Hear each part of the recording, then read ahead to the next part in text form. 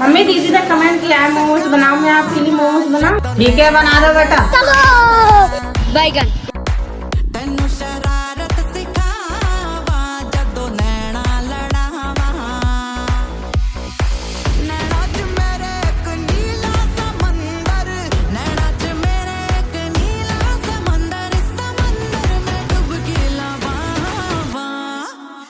शरारत सिखावा जदों नैना लड़ावा,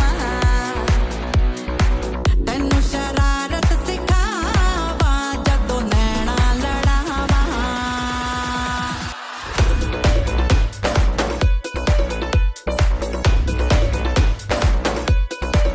आए हाय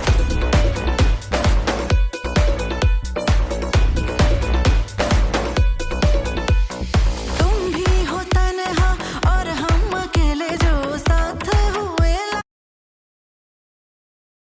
मम्मी मोमोज बहुत टेस्टी है।